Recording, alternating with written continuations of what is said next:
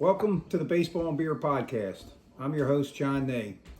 I'd like to start off tonight after a great day of baseball between the Mets and Braves for the final two wild card spots with some sad news tonight with the passing of a baseball icon, Pete Rose. Charlie Hustle passed away tonight at the age of 83.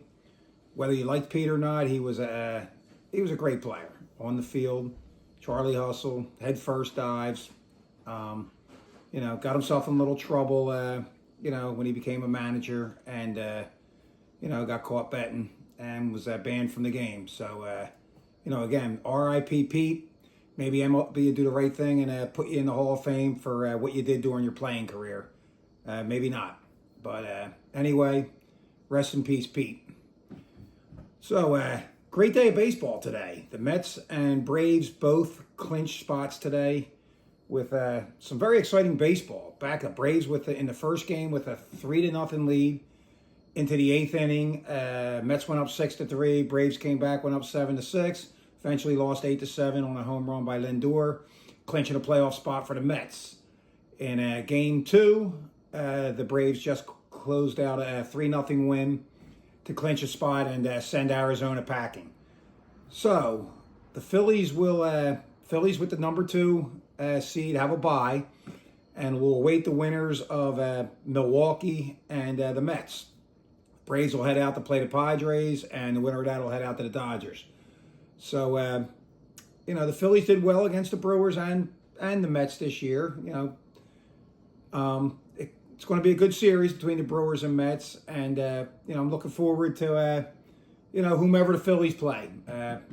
It'll probably be a lot more fun if we get the heads up there, little fella. If we get the Mets with the rivalry between the Phillies and Mets, would be a little more fun than say the Brewers with the fans coming down and all. So kind of hoping for that. Watching the Mets today, they've been pretty hot over the last couple months, and they got themselves in the playoffs. And they're going to continue to play. So there's a little talk of the bye for the Phillies. So the Phillies have not been a real hot team of late. I believe they're 500 since the All-Star break. 4-8 down the stretch here when they were trying to catch the Dodgers for first. So they struggled a little bit down the stretch and, been playing 500 ball for a while. So hopefully this week off, 5 days off, does not hurt them. We know they're a very streaky team. When they're hot, they're hot. When they're not, they're not. So, a week off, hopefully they can turn it back on Saturday night when they get the Mets or Brewers. That'll remain to be seen.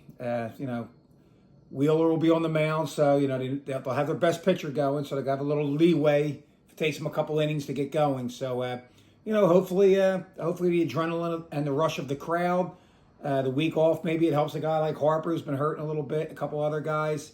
But hopefully they keep themselves busy with some. They're going to practice this week, obviously, so hopefully they're ready to go Saturday night. Quick 5-game series.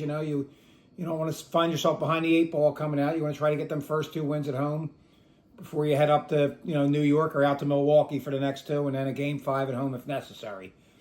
So what are we looking at with the Phils as far as their roster? It looks like there's a lot of talk of possibly, instead of going with the traditional 13 position players, 13 pitchers for the postseason, that they will most likely go with 14 position players and 12 pitchers. Probably makes sense considering what they would. You only need 4 starters for the playoffs. That would leave you 8 relievers. And to be quite honestly, I don't know if the Phillies even have that. They were talking maybe before his implosion here at the end, Tawan Walker as being your 8th guy in the bullpen. I can't see that guy making any appearances in the playoffs. I mean, he was on the roster last year. He did not make an appearance. I don't see the point of even putting him on the roster this year. Maybe a guy like Tyler Gilbert takes that spot just in case you have a mop-up game and you need a couple innings. Spencer Turnbull made a start in Lehigh Valley on, I believe, the 22nd.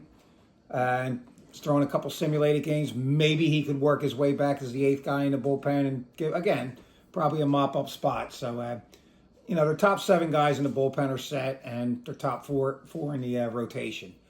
As far as the position players, pretty much it's the bench players. Who's going to be there? Sosa and Stubbs are on the bench. We know that.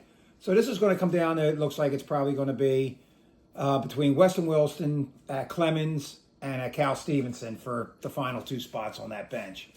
I'd imagine this will be decided by the other team's roster. What team you play, with the amount of lefties or righties you're going to put out there. I would think, Cal Stevenson probably for me has an inside shot at one of them spots just for the fact that, he can play center field, a defensive player. He's left-handed, so that gives Topper that opportunity to do the, put Marsh in left and Stevenson in center against a right-handed pitcher, and, Hayes in left and Rojas in center against a lefty, if that's the route he wants to go.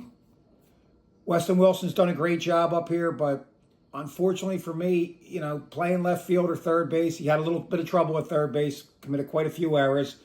You're not going to stick him in the outfield in the playoffs, so he's probably nothing more than a bat. Clemens provides a guy he can play first base if needed. If something happened to Harper for some reason, he can play third. Another left-handed bat. He has the same type of power as Wilson has. So for me, it would probably be, I could probably see a scenario where it's Stubbs, Sosa, Stevenson, and Clemens on the bench. So I don't know. That'll depend on what the Phillies are looking for here and what the other team's roster is. So the Phils have the next 5 days off. Hopefully they can get some good practices in. Try to get that offense. Hopefully keep these guys, into the swing of things and ready to rock and roll Saturday night.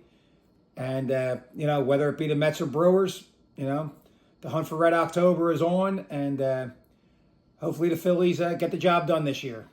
Have a great night, folks. And we'll see you Saturday before the game.